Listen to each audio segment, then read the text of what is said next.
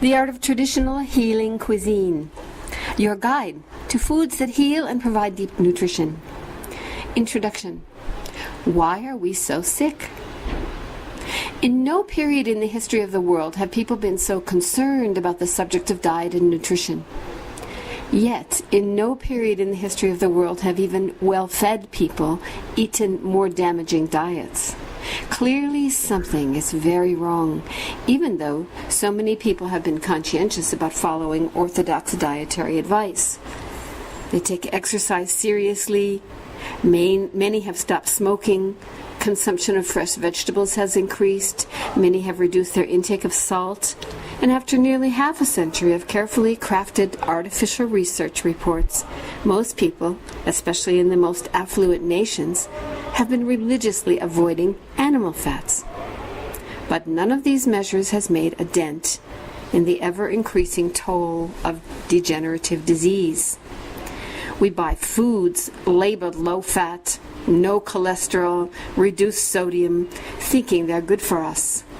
Why, then, are we so sick? Government health organizations, researchers, and spokesmen all say the same thing. Exercise, eat vegetables, stop smoking, reduce salt, they say, and cut back or eliminate animal fats and red meat. Recently, the U.S. Department of Agriculture, the USDA, issued new nutritional guidelines in the form of a pyramid, calling for a diet based on grains, bread, pasta, cereal, and crackers, along with fruits and vegetables.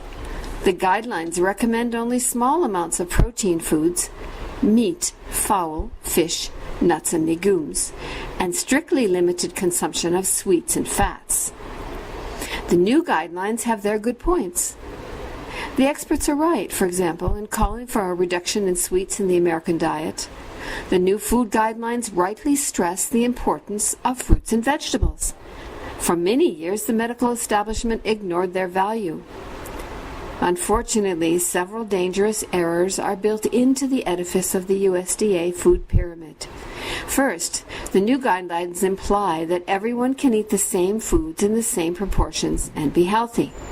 The experts make no distinction between whole grains and refined, between foods grown organically and those grown with pesticides and commercial fertilizers, between unprocessed dairy products from pasture-fed cows and pasteurized dairy products from confined animals raised on processed feed, between fresh and rancid fats, between traditional fresh fruits and vegetables and those that have been irradiated or genetically altered, between range-fed meats and those from animals raised in crowded pens, between natural and battery-produced eggs.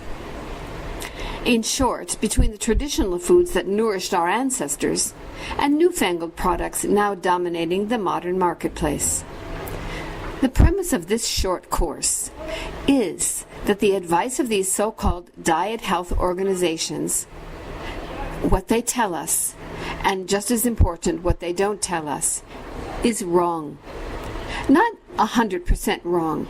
There's a certain amount of truth in their pronouncements, enough to give them credibility, but not enough to save us from the sufferings of chronic disease.